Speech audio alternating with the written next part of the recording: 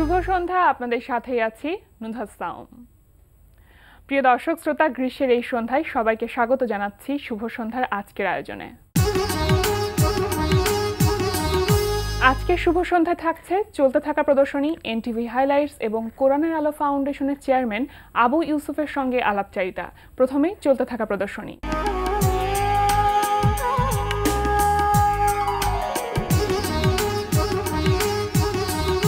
শুরুতে জানিয়ে দিচ্ছি ঢাকার বিভিন্ন গ্যালারিতে চলতে থাকা প্রদর্শনীর সময়সূচি। গুলশান অ্যাভিনিউর রেডিয়াস সেন্টারের আর্ট গ্যালারিতে অনুষ্ঠিত হচ্ছে চিত্রশিল্পী প্রশান্ত কর্মকার বুদ্ধর একক চিত্রকলা প্রদর্শনী গোল্ডেন ডোরস। প্রতিদিন বিকাল ৩টা থেকে রাত 10টা এই সময় প্রদর্শনী চলবে ১ জুন পর্যন্ত। উত্তরার গ্যালারি কায়ায় প্রদর্শিত হচ্ছে দলীয় চিত্রকলা প্রদর্শনী। সকাল 11টা থেকে রাত 8টা এই সময় প্রদর্শনী চলবে 28 মে পর্যন্ত। এবার এনটিভি হাইলাইটস।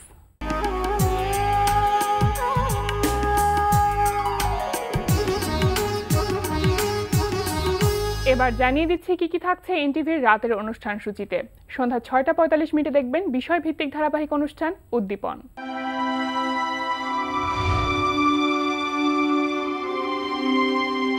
রাত ৮টা ২০ মিনিটে থাকছে মোহাম্মদ মুস্তফা কামাল রাজের পরিচালনায় ধারাবাহিক নাটক post graduate. You will tell another person, okay? Okay. Let's go. Close the book and go to sleep.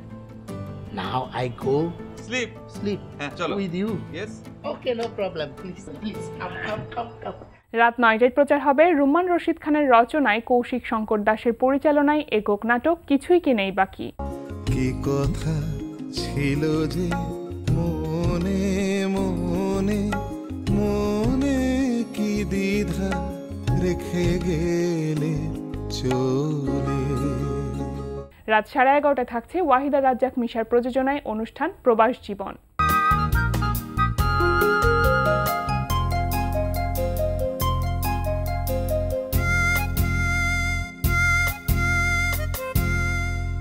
এই ছিল এনটিভির রাতের অনুষ্ঠান সূচি।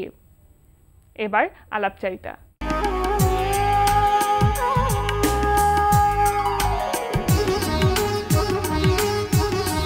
পবিত্র মাহে রমজানে এনটিভিতে প্রচারিত হবে কোরআনের হাফেজদের নিয়ে প্রতিযোগিতামূলক অনুষ্ঠান পিএইচপি কোরআনের আলো 2017।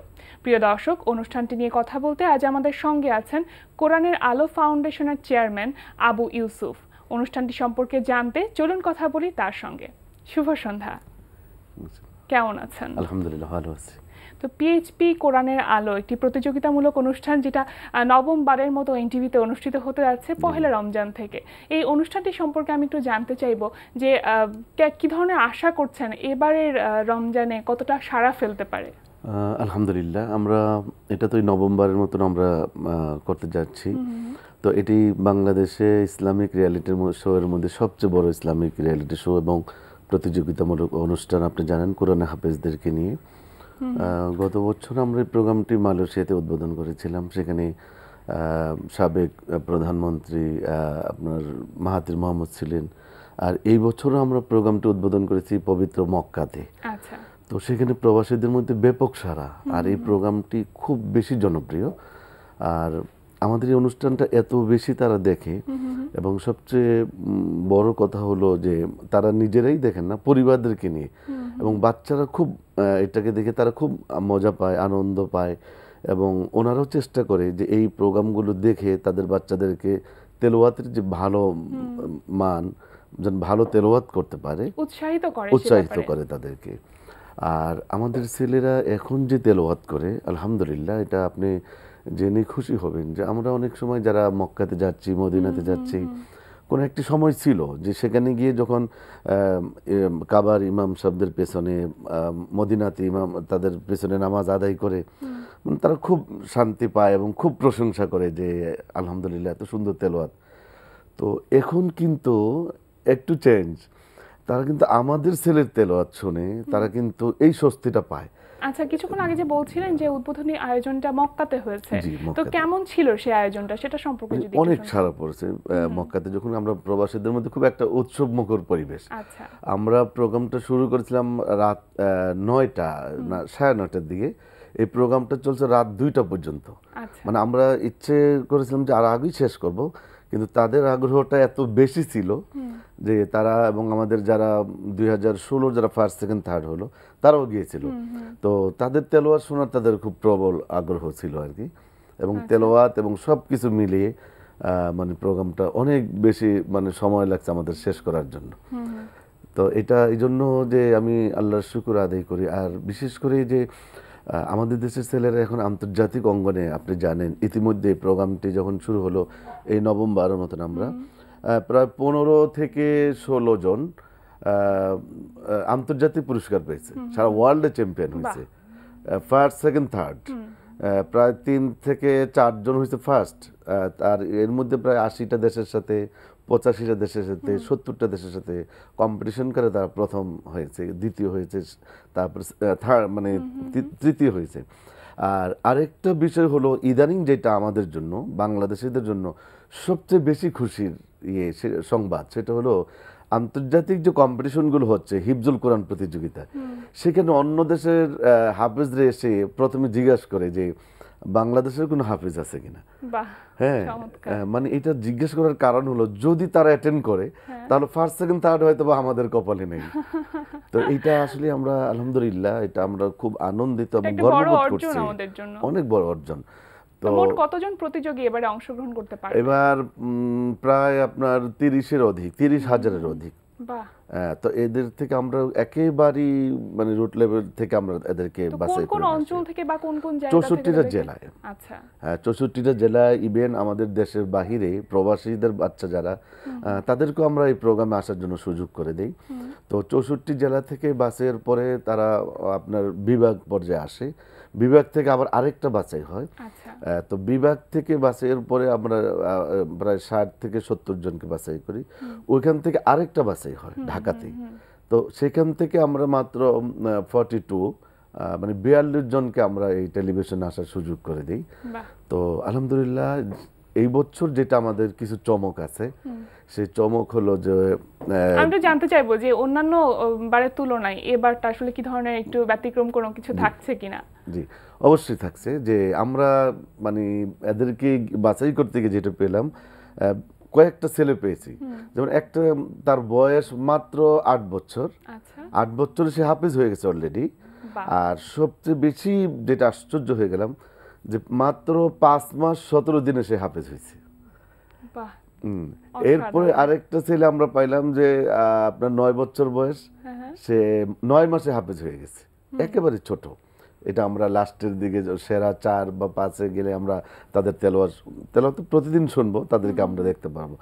তো এই যে একটা বিষয় যে এতটুকুন বাচ্চা, আমাদের তো অনেকে অনেক বয়স হয়ে গেছে যাওয়ার পরও যে আমরা একটা ছোট্ট সূরাও কিন্তু মুখস্থ করে আমাদের জন্য খুব কঠিন হয়ে পড়ে। আর এরা যে শুধুমাত্র মুখস্থ করেছে বা তেলাওয়াত করে তা নয়, গতানুগতিক তেলাওয়াত না, আন্তর্জাতিক মানের তেলাওয়াত। আজকে কাবার চিফ ইমাম, মদিনার চিফ ইমাম, তাদের উপস্থিতিতে তারা পুরস্কার নিয়ে আসে। 2013-তে আপনি জেনে খুশি হবেন যে 2013-তে যে ছেলেটা চ্যাম্পিয়ন হলো ফার্স্ট সেকেন্ড থার্ড, 3টাই বাংলাদেশের। এবং কাবার যে চিফ ইমাম, সে তাদেরকে বুকে জড়িয়ে ধরছে যে তোমরা বাংলাদেশের ছেলে, তোমাদের ভাষা বাংলা, অথচ তোমরা এত অর্জন মানে এত চমৎকার তেলাওয়াত করে সারা ওয়ার্ল্ডের প্রায় 70টা দেশকে পেছনে ফেলে দিয়ে তোমরা বাংলাদেশকে তুলে ধরলা এই কোরআনের মাধ্যমে। আচ্ছা, আপনি যে বলছিলেন যে 30,000 জন প্রতিযোগী থেকে আমরা পাচ্ছি 42 জন যাদেরকে আমরা টিভি পর্দায় দেখতে পাবো। এই 42 জন থেকে 3 জনকে যখন বাছাই করবেন, কোন কোন ধাপগুলো তাদেরকে অতিক্রম করতে হবে? এরা তো সেই প্রথম থেকে তাদের পরীক্ষা শুরু হয়ে গেছে, যাচাই বাছাই। আমরা তাদেরকে প্রথমে তাদের তেলাওয়াতের যে উচ্চারণ, তাদের বাচন ভঙ্গি, তারপরে কোরআনের প্রতি তাদের মুখস্থ যে কতটুকু দখল আছে, মুখস্থ বিদ্যাটা আমরা বেশি দেখি, তারপর তার কণ্ঠ, তারপরে মানে সে যে মানে তেলাওয়াত করতেছে শ্রুতি মধুর, এই অনেকগুলো বিষয় কিন্তু দেখা হয়। তো পহেলা রমজান থেকেই কিন্তু আমরা এই তেলাওয়াত শুনতে পারবো 5:30 অন এয়ারে যাবে এই জনপ্রিয় টেলিভিশন এনটিভিতে। আর এই মানে এনটিভিতে প্রচারের কারণে সারা ওয়ার্ল্ডে এটা আরো বেশি নাড়া পড়ছে। গত বছর আমরা আমাদের এখানকে যে ছেলেটা ফার্স্ট হয়েছিল তাকে নিয়ে গেছিলাম ইংল্যান্ডে, এর আগের বছরে গিয়েছিলাম, ওরা ইনভাইট করেছে আমাদের। তাদের জন্য কি কোনো রকম গ্রুমিং সেশনের ব্যবস্থা থাকবে? হ্যাঁ, গ্রুমিং সেশনের ব্যবস্থা আমাদের থাকে। যখন আমরা সেরা বাংলাদেশ 64 জেলা থেকে বাছাই করে যখন বিভাগ পর্যায়ে আসে, বিভাগ থেকে যখন চূড়ান্ত বাছাই হয় তখন তাদের গ্রুমিং থাকে। আর আমাদের এখানে বিচারক মণ্ডলীর কথা যদি বলি, প্রত্যেকে আপনার আন্তর্জাতিক পুরস্কার প্রাপ্ত, যারা একাধিক আন্তর্জাতিক পুরস্কার পেয়েছে। বিচারকদের নামগুলো আমি একটু জানতে চাইবো। আন্তর্জাতিক অঙ্গনে বিচারক থাকে, একজন হলেন যে আমাদের অনেকেরই ওস্তাদ, অসংখ্য হাফিজি কোরআন, এবং আজকে আন্তর্জাতিক অঙ্গনে আমাদের বাচ্চাদের যে তেলাওয়াতের মান, এটাকে এই পর্যায়ে নিয়ে যাওয়ার জন্য যার অবদান সবচেয়ে বেশি, হাফেজ আব্দুল হক সাহেব। এরপরে আরেকজন রয়েছেন আন্তর্জাতিক খ্যাতি সম্পন্ন কারি জহির ইসলাম, এরপরে কারি হাবিবুল্লাহ বেলালি। মানে আন্তর্জাতিক লেভেলের প্রত্যেকে এখানে বিচারক থাকে। আমি নিজেও এখানে বিচারক হিসেবে থাকি, আমিও হাফিজ। তো এরা ফার্স্ট সেকেন্ড থার্ড যারা হবে, আমাদের যিনি ফার্স্ট হবেন তাদের জন্য পুরস্কার হিসেবে থাকছে 3 লক্ষ টাকা, আর আরো গিফট থাকছে সাথে সাথে 2 লক্ষ টাকা, 1 লক্ষ টাকা। আর যেহেতু তারা এই কোরআনের পেছনে এত শ্রম দিয়েছেন, এত মেহনত করেছেন, তো এইটা আমরা কোরআনের আলো ফাউন্ডেশনের পক্ষ থেকে একটা অ্যাপ্লিকেশন করেছিলাম আমরা পিএসপি ফ্যামিলির কাছে।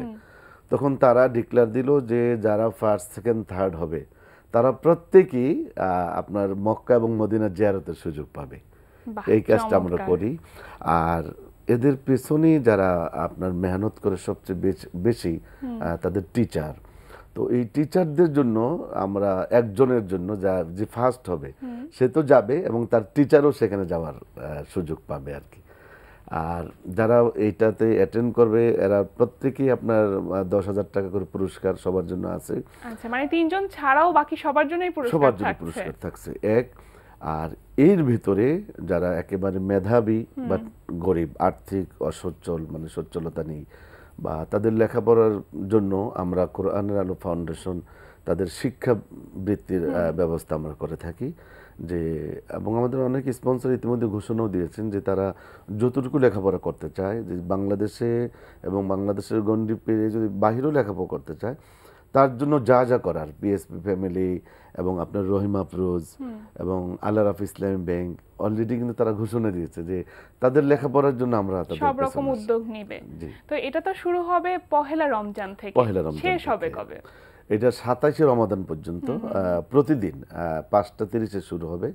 আর 27শে রমাদানে এটা আমরা গ্র্যান্ড ফিনালটা অনুষ্ঠান হবে, তো সেদিনই নির্ধারণ হবে ফার্স্ট সেকেন্ড থার্ড। আচ্ছা, এবার আমি একদম শুরুর গল্পটা জানতে চাই, বা একদম ছোট্ট করে, যে কবে থেকে বা কিভাবে এ ধরনের একটি উদ্যোগের সাথে আমাদের দর্শকদেরকে পরিচিত করার চেষ্টাটা আপনি করেছিলেন?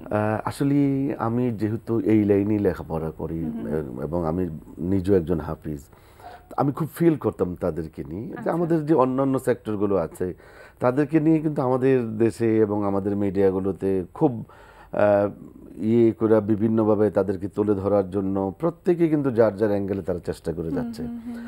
আর আমি মনে করছিলাম যে তারা কিন্তু মেধার দিক দিয়ে সবচেয়ে বেশি মেধাবী হলো কোরআনের হাফেজরা। আপনি হয়তো বা জানেন কিনা আমি জানি না, যে ইচ্ছে করলে আপনি ডাক্তার হতে পারবেন, ইঞ্জিনিয়ার হতে পারবেন, বা যা খুশি তার যে কোনো লেখাপড়া আপনি করতে পারবেন, শেষ করতে পারবেন, বাট আপনি ইচ্ছে করলে কিন্তু কোরআনের হাফেজ হতে পারবেন না। কোরআনের হাফেজ হতে হলে প্রখর মেধার অধিকারী হতে হবে, তার অনেক মেধা, যাদের বেশি মেধা ভালো, ব্রেন ভালো, তারাই একমাত্র কোরআনের হাফেজ হতে পারবে। দেখেন অনেক সময় দেখা যায় যে 29 পারা 28 পারা মুখস্থ করেছে, মাত্র 2 পারার জন্য তারা কোরআনটা মুখস্থ করতে পারে না। তো স্পেশালি এটা একেবারেই আল্লাহর রহমত, এবং আল্লাহর রহমত ছাড়া এটা কোরআনের হাফেজ হওয়া সম্ভব না। আর একজন কোরআনের হাফেজের মর্যাদা কিন্তু অনেক। আজকে আমি মনে করি যে আমাদের সরকার বলেন, আমাদের দেশের কর্ণধার যারা, আমরা মনে করি বাংলাদেশকে বিশ্বের দরবারে পরিচিত করানোর জন্য আমরা বিভিন্নভাবে চেষ্টা করে যাচ্ছি। আমি মনে করি যে আমাদের দেশের কোরআনের হাফেজরা অন্যতম একটা মাধ্যম, এবং স্বাধীনতার পরে সবচেয়ে বেশি আন্তর্জাতিক পুরস্কার কিন্তু নিয়ে আসছে এই কোরআনের হাফিজরা এবং কারি সাহেবরা। এটা যদি একটা ডাটা আপনি যদি বের করেন তাহলে আপনি দেখবেন যে সবচেয়ে বেশি সম্মাননা কিন্তু এই সেক্টরটা নিয়ে আসছে। কিন্তু আমাদের সেই প্রচারটা এবং ওইভাবে নাই বিধায় আসলে আমরা আমাদের জনগণ এবং আমরা অনেকেই জানি না যে আসলে এদের অবদানটা কি।